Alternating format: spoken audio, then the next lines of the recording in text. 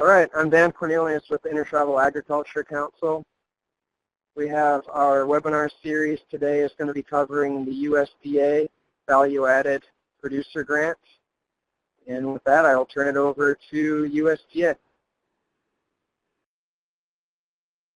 Thanks, Dan. This is Tracy Kennedy, and I'm the program lead for the Value-Added Producer Grant Program. And I'm here also with Chantel Gordon, who is a management analyst on our staff who works also directly with the Value-Added Producer Grant.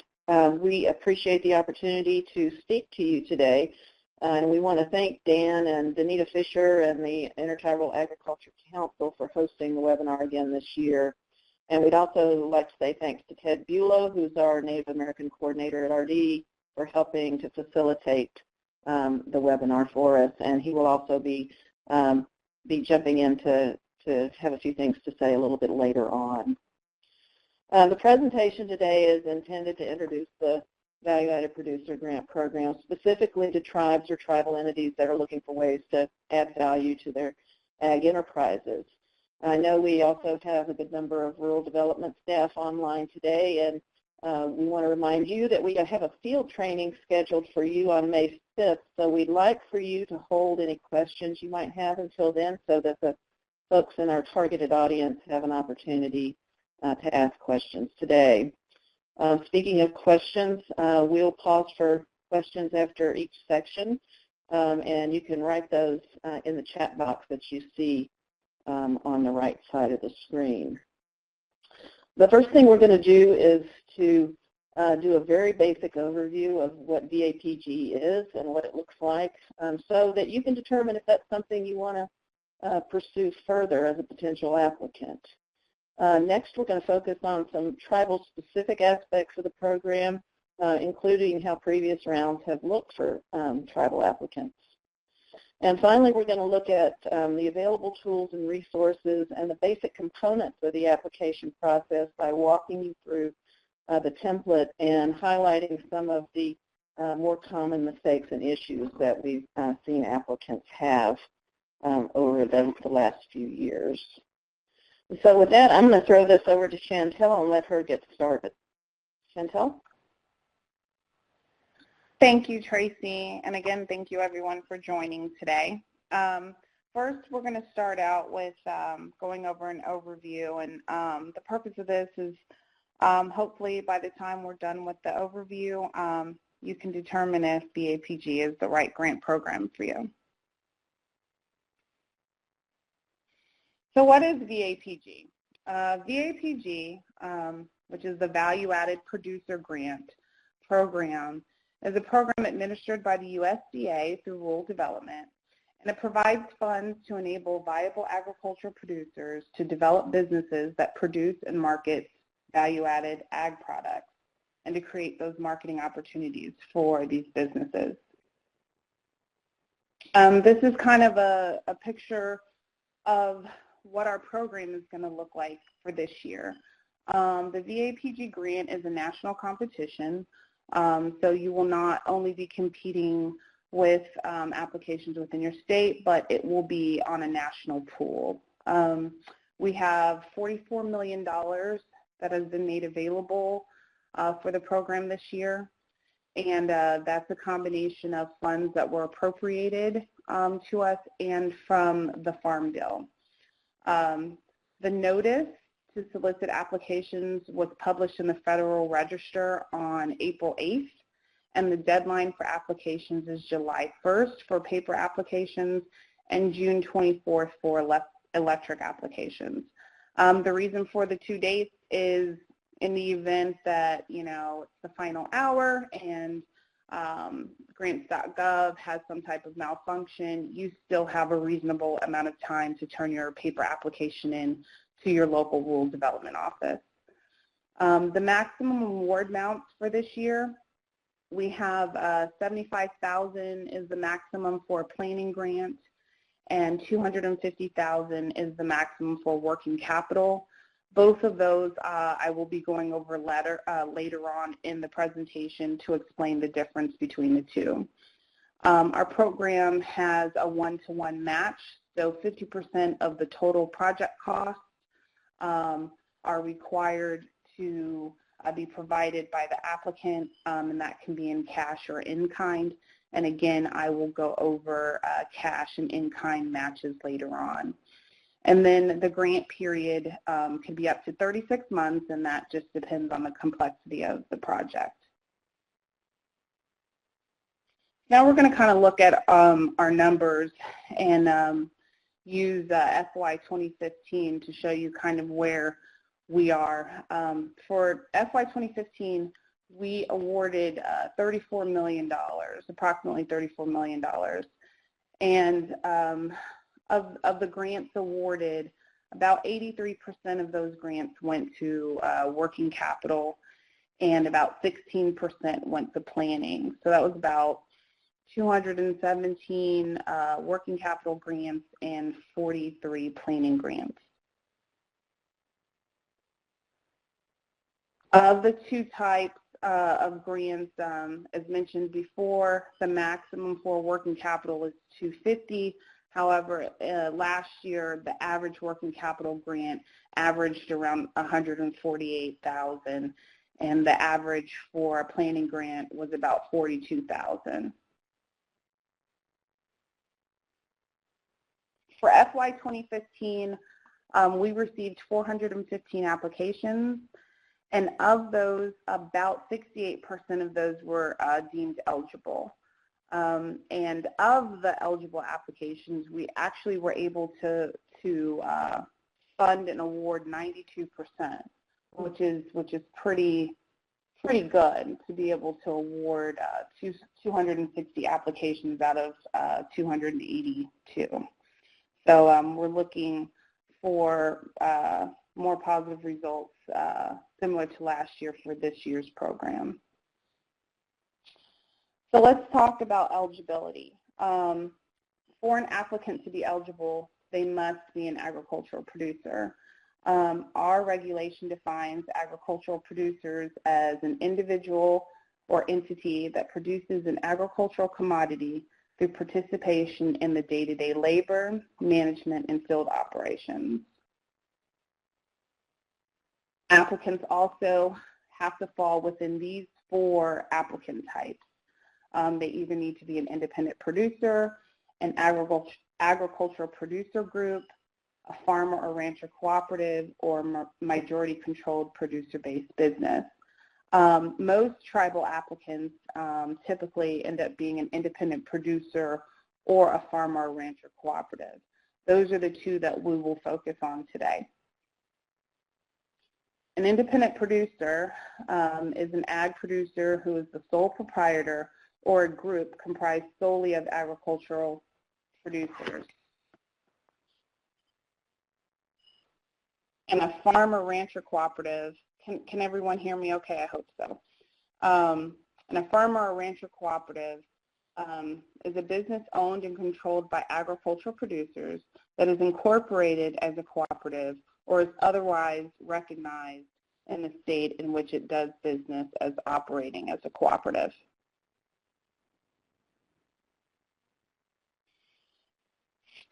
All 4 applicant types must currently produce and own more than 50% of the raw commodity that will be used for the value-added product. In addition, they need to own the product from its raw commodity state through the production of the value-added product during the project.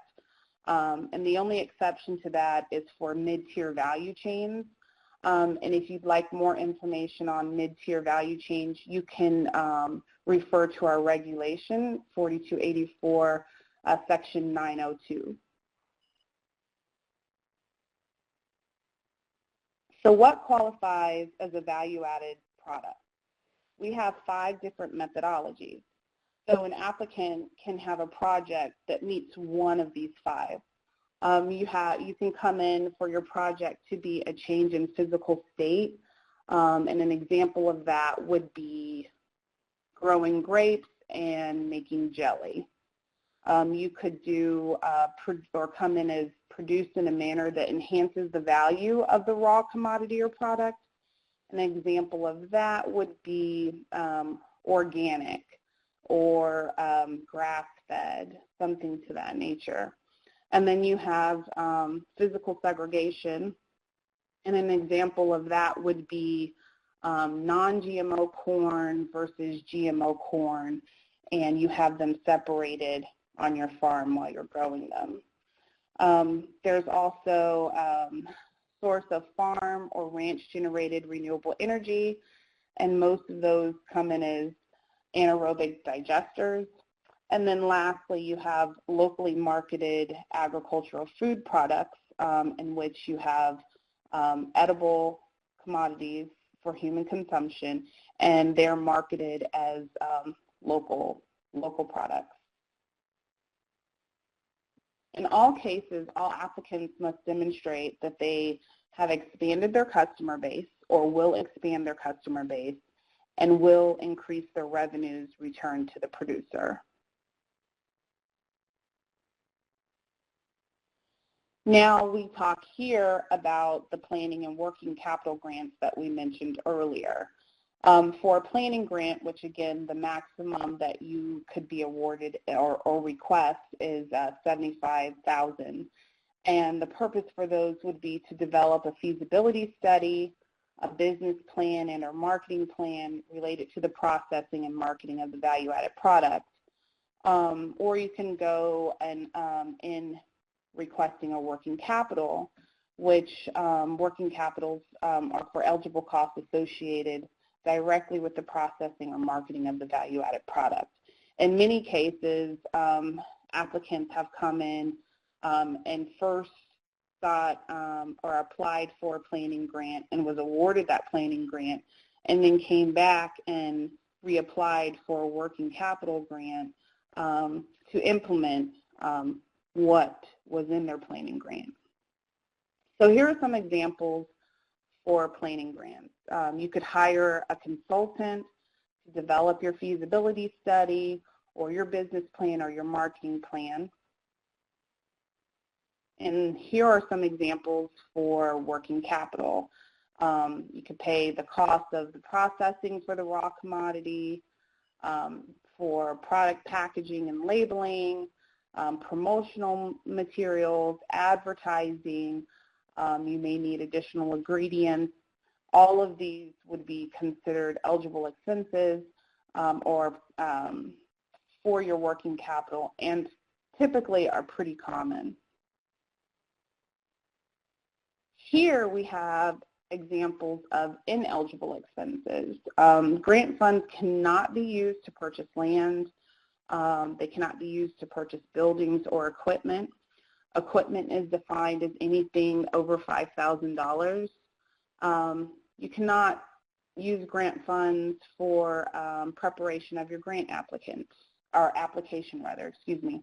So that means if you were to hire a grant writer or a consultant to put together your grant application, grant funds cannot be used to pay for that grant writer or for their services of putting your grant application together. They cannot be used for agricultural and engineering design work, and they cannot be used for production purposes. So if you were to be awarded the grant, the funds cannot be used for the actual production of your raw commodity or for the transportation of that commodity to go to the processing facility. Matching funds. As mentioned earlier, there is a one-to-one matching fund requirement, and the matching funds must be equal to or less, or at least the grant amount. So if you're requesting $100,000 in grant funds, you would also have to match $100,000 of your own funds, and that can be in the form of in-kind or cash. Matching funds also can only be spent on eligible expenses. So if you were to receive the grant and you have your funds, you can't, just because it's your money that you're putting in the grant, can't take those dollars and spend on ineligible costs. So you couldn't take those matching funds and then buy equipment. It has to still be for eligible expenses. Grant funds, or matching funds rather, also have to be spent in advance of the grant funding, and then you may submit a request for reimbursement. Also, they have to be verifiable, and it has to be verified in your application and also confirmed at award. And then lastly, eligible sources for your matching funds cannot have a real or apparent conflict of interest. And I'll go into that a little bit more in the next slide. So there's 4 different types of match. You have cash match, and that can be from the applicant or a third-party cash match. And then you have third-party in-kind contributions and applicant and family member contributions. So I'm going to go over and just talk to you a little bit about the 3 lower ones, and then I'm going to have Ted come in and explain a little bit more about the applicant cash. So for applicant or family member in-kind contributions, you can have a family member or your applicant donate time, and that time can be used as your in-kind match. In order to do this, of course, let's say the applicant is also the plant manager or something to that nature. They would then have to provide information showing that what the average plant manager gets in this area, and then 25% of their time can be counted and prorated into dollars to count as their in-kind match. Now, please note that if you are using applicant or family in-kind match, it can only be 25% of the total project cost, which means you would still be responsible for another 25% to come up with a different way to match your funds. Then you have third-party in-kind contributions, in which maybe you want to hire a consultant to come in and do something for you. That consultant can also donate time or a portion or a proration of their time, and that can be a form of in-kind match as well, and that would just have to be well documented. Of course, this year in our NOFA, we made a slight change. Well, it's not even a slight change. It's just putting in the notice that cash matching funds will score higher than an in-kind match. And then lastly, we'll go back up to applicant cash. And cash match can be in the form of a loan. It could be a line of credit. And in the case for tribal applicants, they can also use the Indian Self-Determination Act grant funds. And I'm going to let Ted just explain that a little bit more. Ted? Thank you, and hello everyone. This is Ted Beulah. I'm the Native American Coordinator for Rural Development.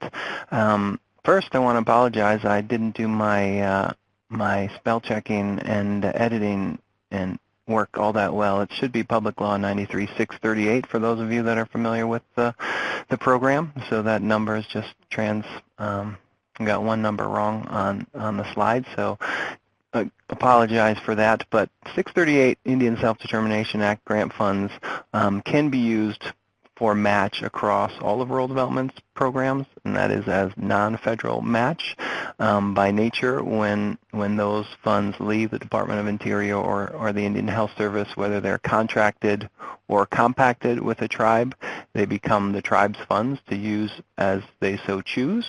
And so for those applications that are coming in through a tribe, whether it be the tribe itself or a subdivision of the tribe or an agency within the tribe, we wanted to make it clear for this specific program, and did so in the notice, that those Public Law 638 self-determination funds were eligible as grants. We wanted the public to know that, tribes to know that, and our staff. So I will leave it at that, Chantel, and turn it back to you. Back to you. Thank you so much, Ted. At this time, Tracy Kennedy is going to discuss with you VAPG specifically for tribal applicants. Tracy? Okay, thanks, Chantel. Does anybody have any questions before we move on? If you have any questions about what we just covered, if you'd like to get those in the chat box, then we can address those, or if you prefer to hold those till the end, that would be fine too. I've got a question on the cash match. So if an applicant would be using a product, of their product as, maybe it would be using it to do marketing analysis, but they would be contributing that product. Would that be viewed as in-kind, or would that be viewed as cash match?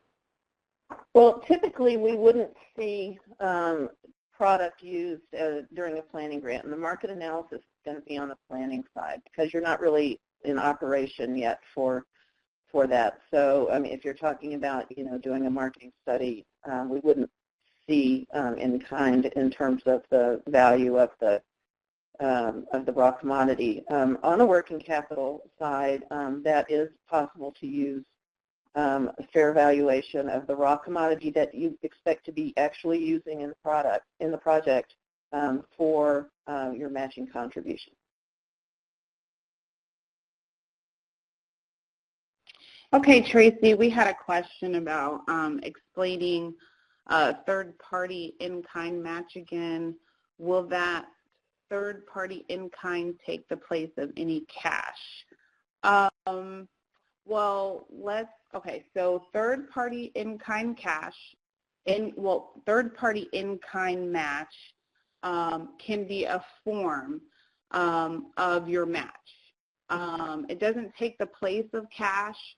It's just that would be their form of match. However, I would say that if you're an applicant who's using in-kind match and your entire match comes from in-kind, whether it's third-party or applicant in-kind, you are not going to score as high as you would with some type of cash match.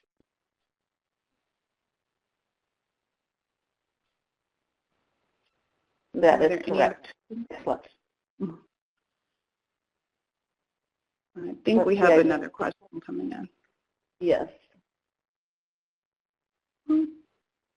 Not sure. It went away. I don't think we have any other questions. Okay, well, we'll move ahead, and if something comes to you, feel free to ask it towards the end, and we'll get to that. So we're going to talk a little bit more specifically about the VAPG for tribal applicants. Those of you who are familiar with the program know that we've had sort of a fluid history with regard to qualifying tribes for the program.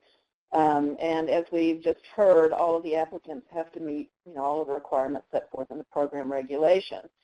So how specifically do they fit in terms of applicant eligibility, because that's typically been where our hang-ups have been on that. How do they meet the definition of ag producer and of one of the 4 applicant types?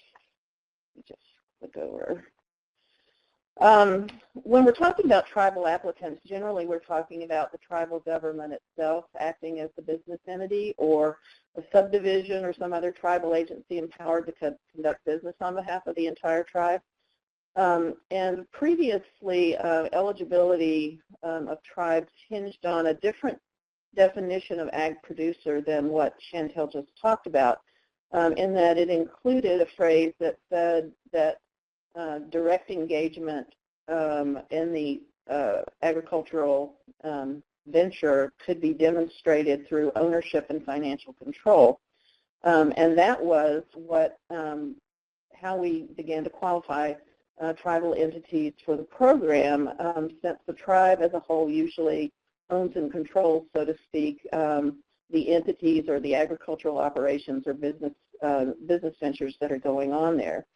And so the agency determined that the tribe itself was actually the agricultural producer. However, the ownership and control language was deleted from the definition in the program regulation in 2014 to prevent organizations that were dominated by passive investors from applying for the program. And the result was that the collateral damage was that the language that we used to qualify tribes was gone. Now, obviously, the entire tribe doesn't participate directly in all of the tribe's ventures, including agricultural production. So then there's this question of how can a tribal applicant meet that new definition, which requires participation in day-to-day labor management and field operations. And the simple answer is that the agency will make that determination without regard to the day-to-day labor management or field operation status in terms of the entire tribe. But wait, how are we going to do that specifically? In general, as long as some subset of the tribe are tribal members are carrying out the functions, those day-to-day functions in that agricultural operation on behalf of the tribe, you're on a pretty sound path to meeting the agricultural producer definition and applicant eligibility. However, what we ask you to do is go to Appendix A of the application template and answer for yourselves the set of questions there that regard the composition and structure of the entity that's serving as the applicant in relationship to the tribe, who benefits from the returns generated by the project, and the other related eligibility questions. And that should help you and the agency determine whether you are, in fact, an eligible applicant. And as we mentioned, that is only one set of the eligibility requirements that the tribal entities must meet. So let's look at the tribal applicants by the numbers here.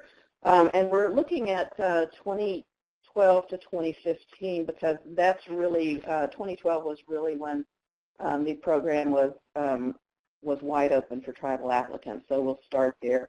You can see there that we have, in terms of the applications received for 2012 and 2013, we had 11 received, but relatively low eligibility rates there with the red bars. Were just 4 in 2012 and did a little bit better at 6 in 2013 and 14, but then not many applications funded there.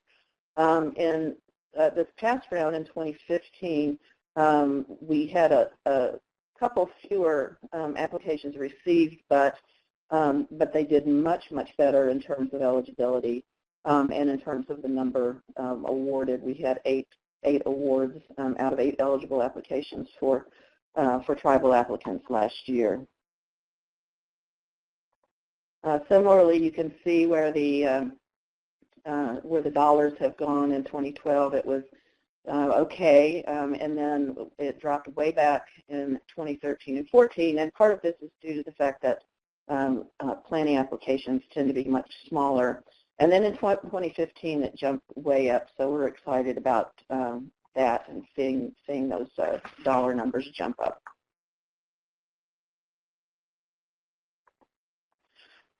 The 2015 tribal awards in 2015, they went to one in Arizona. The Tohono O'odham Nation received a working capital grant. We had one in Florida to the Seminole tribe for planning, another planning to the Shoshone-Bannock enterprises in Idaho, and yet another planning grant in Minnesota for the Boggs Fort Band of Chippewa. And there it is. Minnesota had a second award with the White Earth tribe and another smaller working capital grant. And Mississippi as well had a working capital, and planning grants then went to the Yakima Nation and to the Red Cliff Band of Lake Superior tribe there. And just some factoids about what happened in 2015. As Chantel mentioned, we predominantly see independent producer applicants come from the tribal applications, and 10 out of the 11 were that, with one cooperative applicant. That one number there, that actually should be 5 out of 8 awards were for planning. and only 2 of the awards were for more than $75,000. The planning is important, I think, because you know, we really like for especially projects that are in the very beginning stages to go through the planning process so that you don't get into a position of getting in the middle of actual operation and discovering that it really wasn't feasible in the first place and losing a lot of money there. And we have had that happen, and we actually consider planning applications to be successful even if they determine that a project is not feasible, because again, we want to, you know, spare our recipients the hardship of spending money where they don't have much of a path forward. And with that, I'm going to invite Ted and Dan to jump in here and share some of their experiences with the tribal applicants and awardees in the past few years. Want to go first, Dan? Sure. So I'll just give some perspective. I've been working for the Intertribal Agriculture Council as the technical assistant specialist in the Great Lakes region for a little bit over 5 years now. My first year on, Value-Added Producer Grant came out and really researched it, looked at it closely, was going around and and getting folks interested. We actually started working on some applications, and we're told by local offices that sorry, tribes aren't eligible. And I brought some of those examples to USDA's Office of Tribal Relations and kind of talked through some of the details on it. One of the examples was wild rice, and an instance where the tribe is really managing that lake, managing that resource, controlling the permitting, doing the processing, and that was one of the key examples that resulted in that administrative notice clarifying tribal eligibility and how tribes fit into those existing classes of eligibility. Kind of at the same time that administrative notice was coming together, we had approached the Shakopee tribe in Minnesota, and they actually had contributed $100,000 for matching funds. And so over the past 3 rounds of funding, we've been able to use those matching funds to help to reduce that barrier, that bar of finding that match and being able to do it with providing a cash match.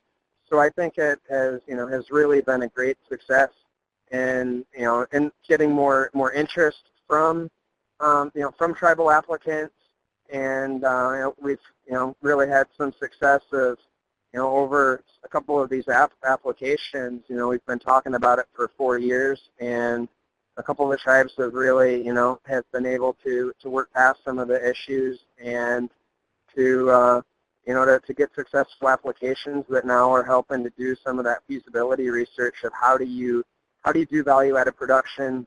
How do you increase the prices that ultimately are coming back to the producers, and making it more likely that a producer is going to be able to have a profitable operation, whether it be for wild rice or whether it be a fisherman or for Lake Superior whitefish that in a particular area maybe not be getting as much as that same fisherman somewhere else within the region, and really looking at what are some of those barriers and how do we put together a successful strategy to be able to increase the prices that those fishermen are getting, and in the end making sure that they're able to maintain a livelihood.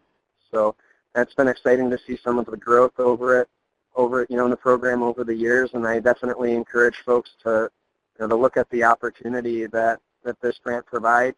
And as someone who's worked on, on actually, editing, but actually writing these grants, I think that the process of doing the application, it is, when you first look at it, it's pretty long, but when you really break it down, a lot of it is just instructions, and what you really need to focus on these applications is really what are you trying to do with your effort, and articulating that vision, putting that vision down onto paper really helps to to refine your business plan. So I feel that simply the process of going through that application is is an excellent opportunity to help to, really look at the strategies and the steps to move your operation forward. I'll turn it back over to Ted.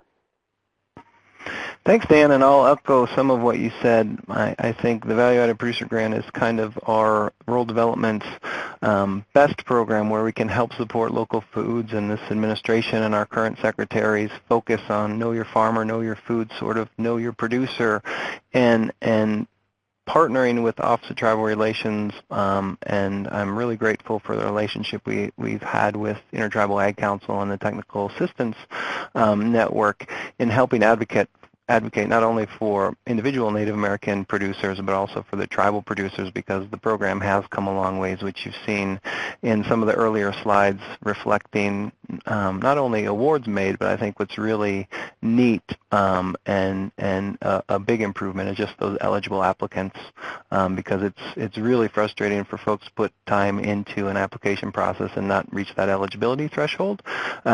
And you can see there's been an improvement on that, and those eligible applicants that we're getting from tribal applicants have been high quality, and we've been able to fund them. So looking forward to what 2016 might bring. I also want to mention a past awardee from the first year when we revisited this issue and put out the administrative notice that Dan mentioned, which is the Ute Mountain Ute Tribe in southwestern Colorado. They have a relatively large irrigated farm and ranch enterprise, which has been around for quite a while, and they have some award-winning alfalfa. They also have some really tasty corn, and a few years back they were investigating on how they could add value to that commodity themselves and create their own product. And 3 grant cycles ago now, they did receive a value-added producer grant to investigate turning their corn into a different product, and it was cornmeal. And it's been quite successful. Their brand is called Broken Arrow. They're in a lot of stores in southwest Colorado, but they are, you can buy their product in select Whole Foods, and they've really been able to capture a new market and get their corn out there in a way that wasn't possible prior to that. And it's been a really successful partnership between rural development here in Colorado and the tribe. And the story I like to tell, which is a little broader than the Value-Added Producer Grant, but they produced this cornmeal, and one of the purchasers who doesn't buy it in the bagged version from the store, buys it directly from the tribe, is a local entrepreneur in Durango, Colorado, who's called the Chip Peddler, and he sells these high-quality tortilla chips called Chip Peddler chips. So he purchased his corn meal directly from the Ute Mountain Ute Tribe, and so you have that direct infusion of local corn into a local small business. But what makes the story even cooler is that the Chip Peddler himself received support through an intermediary from a different rural development program called the IRP program, and he actually distributes his chips throughout the region, and one of his buyers is a local Mexican restaurant that's also just outside of Durango in a town nearby, and they received funding from rural development through our renewable energy programs to keep their costs down and to be a greener operation. So really, you never know how these awards are going to pan out or the impact they're going to have to a community or to a producer. But in that little instance, you can see 3 or 4 ways in a relatively small part of Colorado where the tribe has really provided a staple to businesses that is used locally, that's consumed locally, and that's keeping a lot of that cash not only back on the reservation, but in that particular part of southwest Colorado. So really neat story, and I'm really pleased and grateful for the hard work that the Ute Mountain Ute Tribe and Farm and Ranch Enterprise have put into that effort over the last 5, 6, 7 years. So with that, I'll turn it back to Tracy and Chantel. Great, thank you, Ted and Dan. That was terrific to hear those stories. Before we move on, I wanted to go back and clarify the question that we had on the third-party in-kind, and now with there seems to be some confusion about the 25% number, and that 25% is a limitation only on the value of an applicant's time contributed to the award. So 25% of total project costs can be the applicant's time spent working on the award or their family members' time. Beyond that, there's not a minimum requirement for cash. It can be a combination of any of those things. However, as we mentioned, during the scoring part of the process and the evaluation criterion, which is called commitments and support, the points distributions are set up to specifically award more points for cash match over in-kind match. So as Chantel said, having some amount of cash is going to serve you better in terms of scoring than having all in-kind. But that's the 25% is related only to the time, to the applicant time spent on the project. And I hope that clears that up a little bit. So let's go ahead and move on. And I really very quickly want to go through and take a look at some tools that are available should you decide you need more information, which most everybody always does, or you want to go ahead and apply. Let's just run through these quickly before we get to the section where we're going to go into a little bit more in-depth on what this whole application thing looks like. The first thing that we have available, and all of this is available on the Value Added Producer Grant website, which I'll show you the address here in a couple of minutes. We do have some outreach fact sheets, so if you want to have something for handouts or just for your own information, you're free to download these. We have one on just general program information. We have one on locally produced food, one on anaerobic digesters, one on harvesters, and one on mid-tier value chains. And these are the ones that tend to be either the more complicated or the more popular sorts of projects to look at. We've also got our comprehensive toolkits for both planning and working capital, and we're going to get into those in just a second. And again, those are available on the website. And these include things like a checklist that you can use to help make sure that your application is complete.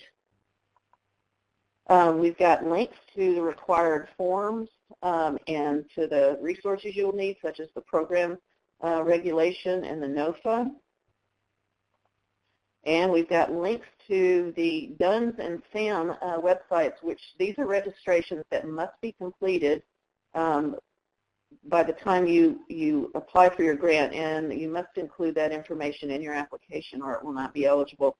This is something that we encourage you to start, and you start with the DUNS process well before you are deeply into your application, because some of these systems do bog down and some of the processes can take a while, and we want you to make sure that you have the opportunity to get those completed. Those registrations can be completed free of charge. Do not use any website that wants to charge you a fee for those, because those are free services. And within those toolkits, we also have the individual, these are optional templates that we're going to go over in just a minute. You don't have to use these, but you do have to provide all of the information requested. So if you choose to use your own format, that's fine as long as you are answering all of the pertinent questions. We also have some extensive appendices attached to these toolkits. That's where you'll find the information for tribal applicants, those questions that you want to consider to determine if you are an eligible applicant. It'll also have a place where you're going to put some of the required documentation, whether it's your organizational documents or whatever is requested for your particular circumstance, as well as templates for verifying your matching funds, and also the requirements for taking advantage of the reserve funds and priority point eligibility. Again, all of these things are available on the VAPG website, which is attached to USDA. You can see it there, or you can go to USDA.gov and find the Rural Development site, and you'll be able to find it from there as well.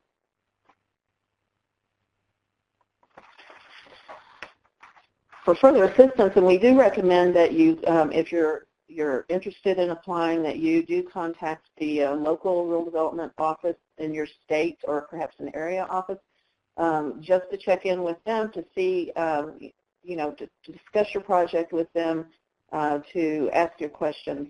You can go to the either of these sites here and find the phone numbers and email addresses for those offices.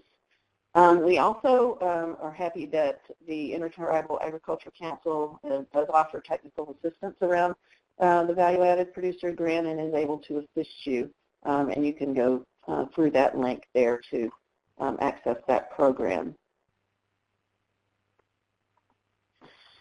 So let's go back and just look at the basics of the program by walking through some of the main parts of the application package. The two main parts of the program are, of course, eligibility and evaluation and scoring.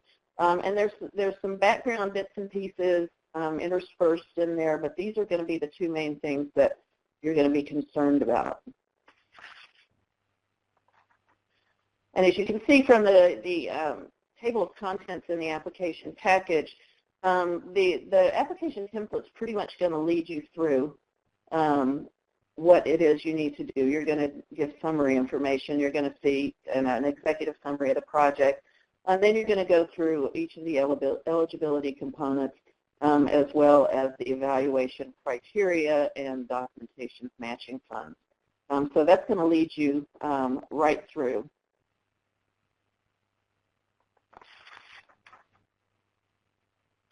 Now, what happens during eligibility is that you're going to submit your application to the Rural Development Office in your state, or you'll submit it through grants.gov, and it will then be channeled to your state. And the state office is the one responsible for determining eligibility. So if you have questions around that, that's why it's a good idea to connect with them early so that you can get some help answering those questions. The state office is going to deliver their eligibility determinations to national office, at which point we may select individual applications out for a quality control check just to make sure that all of the I's are dotted and the T's are crossed in terms of eligibility.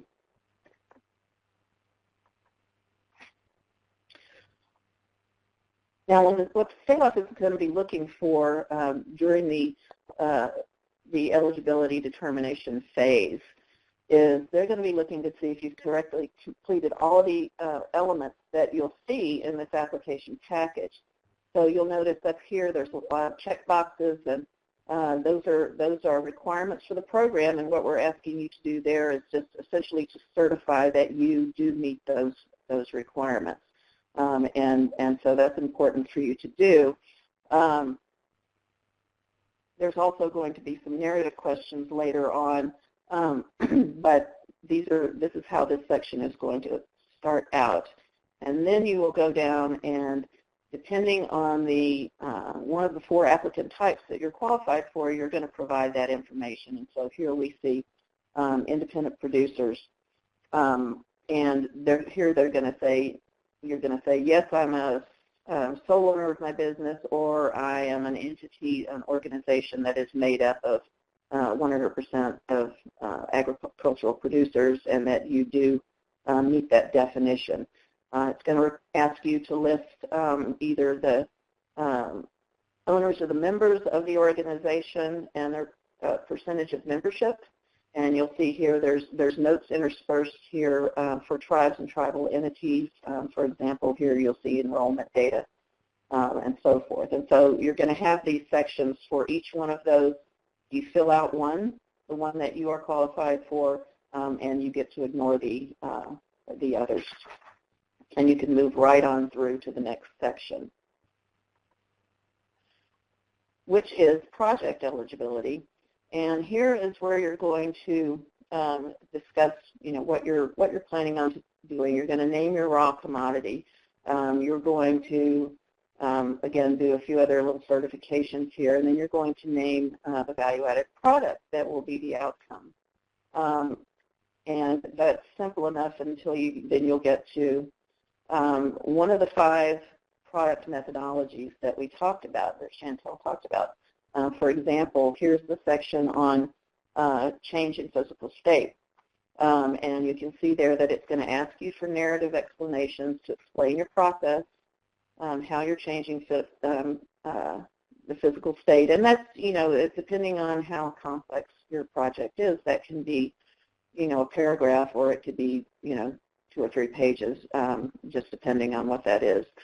There's produced in a manner, the same thing. You're going to explain that at each section. I should mention that you can apply in more than one category. It's not necessary if you are qualified and have a good sound explanation for what you're going to do and with your project. Applying in one methodology should be fine, but we do see a lot of crossover, because some people want to discuss both a change in physical state and selling a locally produced product, for example. We see a lot of crossover there. So it's not necessary, but you can do it. You just have to make sure that you address both sections.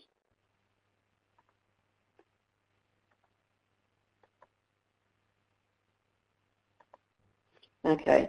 Next, you're going to have another major component in eligibility, and that's your work plan and budget. And this is where you're going to provide a narrative work plan, telling how you plan to accomplish your objectives, and then presenting a detailed budget corresponding to those tasks that you've laid out. And this is where RD personnel are going to look to determine if you're proposing eligible tasks and expenses. So it's very important to make that as detailed as possible and tell them what you're planning to do. This template here is an optional template. It's there just to give you an example of what we're looking for in terms of the detail. If you have another format you'd like to use, again, you can do that. But again, we will need to know,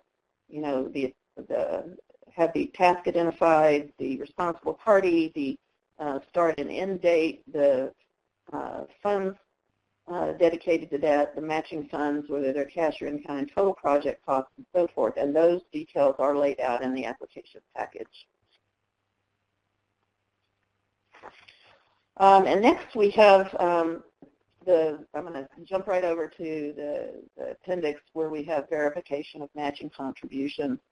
That is a major eligibility component. If that is not sufficiently documented, the application can be deemed ineligible.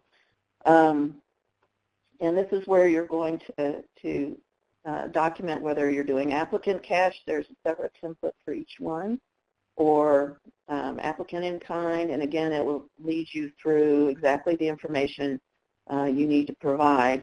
And it's pretty thorough, so just read it carefully. Make sure you're providing all the information that's asked for there.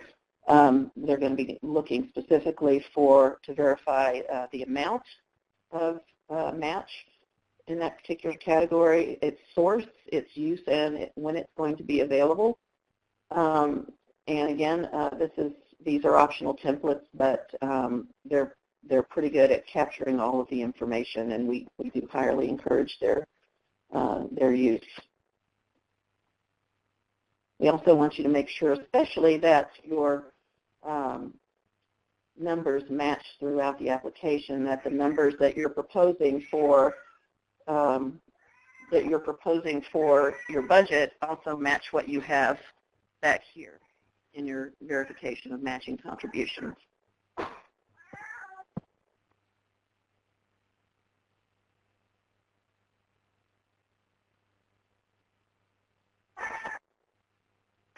Okay, and now we're going to go through some common mistakes that we often see from specifically tribal applicants, but these are actually pretty universal. This is regarding eligibility. And it basically what we're looking at usually is incomplete applications where there are missing forms, the failure to address all of the elements in those forms. We also see ineligible expenses related to usually ag production. As we know, ag production expenses are not eligible with buildings, equipment, purchase of land, and with equipment purchases that don't fall under that $5,000 threshold. Those are typically what we see, and that's particularly disappointing because those are things that are explicitly laid out in the program regulation as ineligible expenses. So please, take a look at that section of the regulation.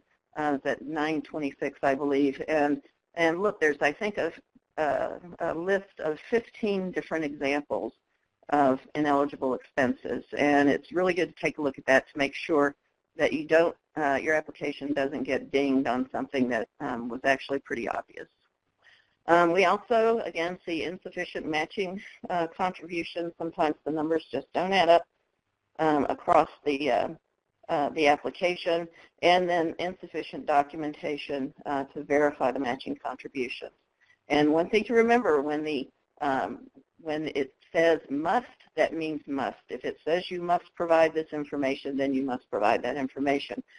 Should mean it's a pretty good idea, but look for that must, because if you don't get that right, that can be a serious mistake that could jeopardize your eligibility.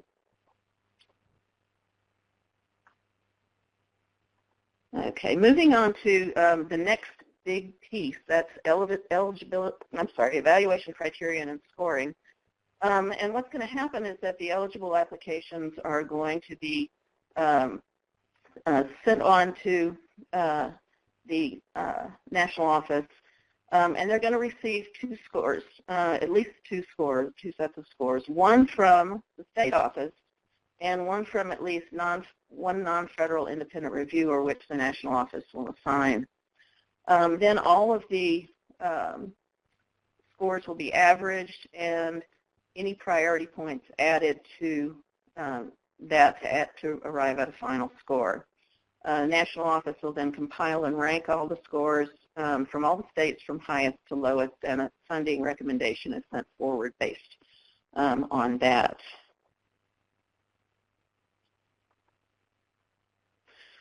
Now, we're going to select, we're going to do scoring based on, there's actually 5 criteria in scoring, but 4 of those 5 criteria, 1 through 4, are the main parts of that. Priority points are assigned by the state office based on your eligibility, which we'll talk about in just a couple of minutes.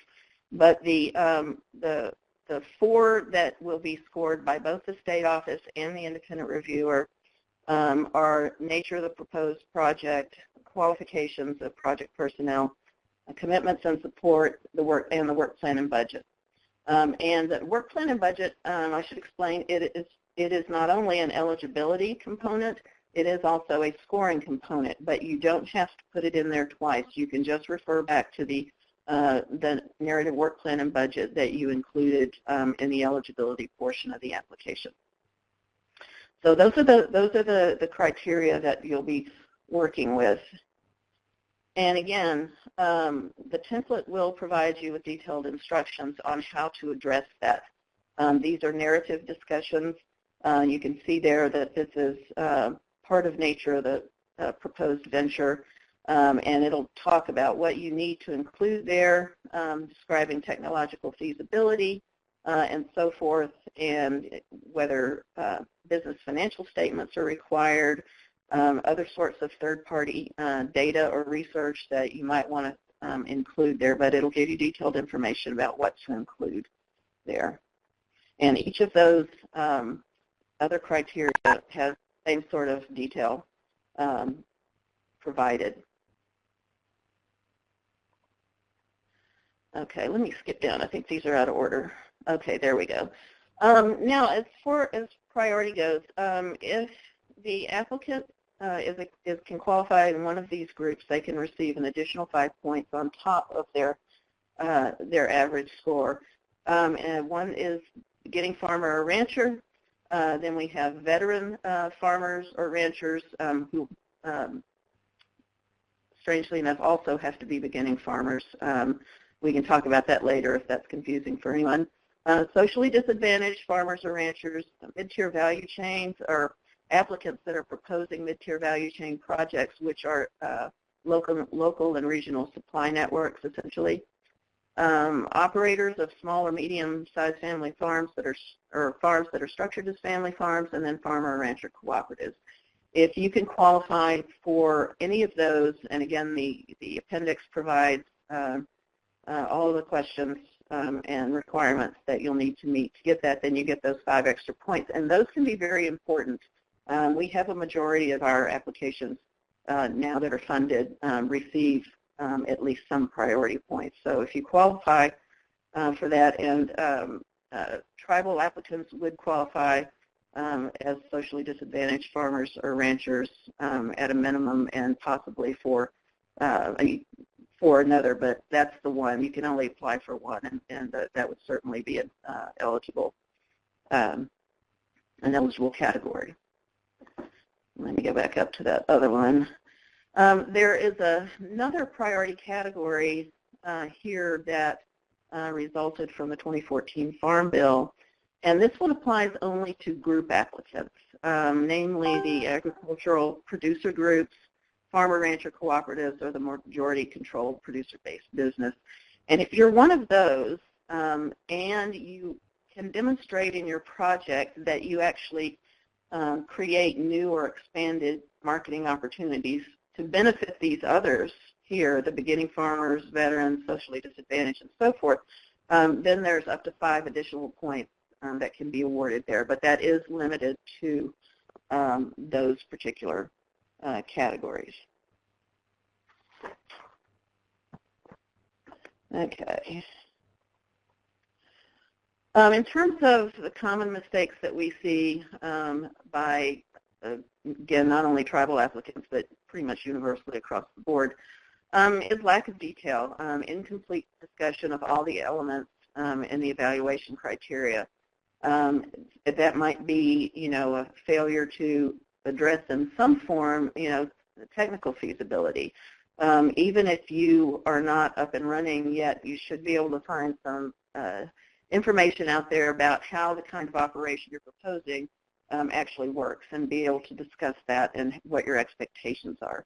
You should be able to provide the qualifications for the people who are going to be working on your project. Even if some of them might not be hired yet, you should have a set of qualifications for those people. Those are the kinds of things that, if they're not discussed in sufficient detail, in accordance with what the instructions are, can really cost you in terms of points assigned during the scoring process. And another is the failure to apply for priority points. I don't know what was going on, but there were a couple of states where their tribal applicants did not apply for priority points. And I'm not sure what that was about, but make sure you apply for those priority points if you're eligible, if you think you might be eligible for those, because they're very important. And in the end, what we're looking for you to do is just to read the fine print. Make sure you thoroughly read all of the information. Take a look at the program. You really need to look at the program regulation, specifically the definitions, the eligible and ineligible expenses, and so forth, to understand what we're looking for in these applications. All right. Well, let's stop there, and let's ask if there's any questions coming up. Let's see. I see somebody's asking about cow pots. I assume this means pots that are made out of manure. If that's yes, okay. The answer is yes. We have funded those before. If the applicant, is the owner of the cows and the manure that they produce, because the manure would be considered a byproduct of the cow, but you do need to own the cows that are producing it. Otherwise, you're not. You wouldn't be considered an agricultural producer in that case. there any other questions? I see one being typed.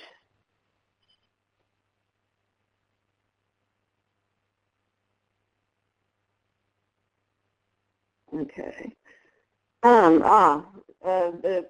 The question of equipment versus supplies, the one-year useful life. The requirements or the regulation for that question come from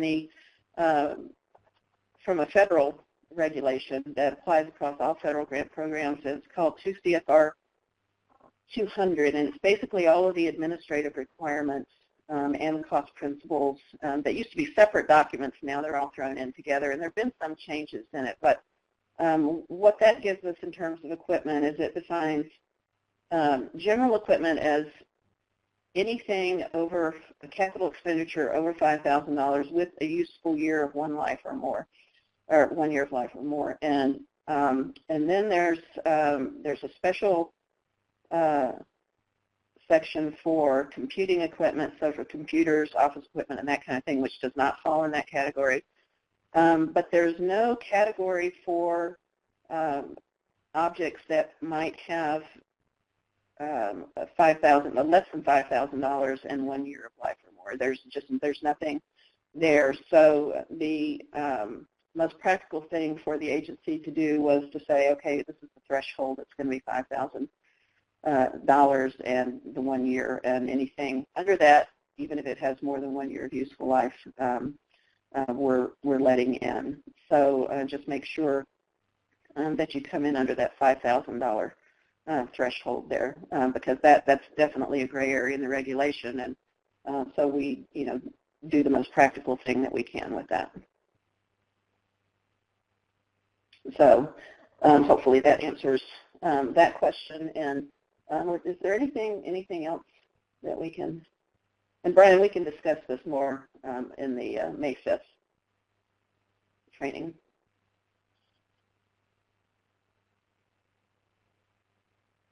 Is there anything else? If not, that I think wraps it up for us. Again, we appreciate your time.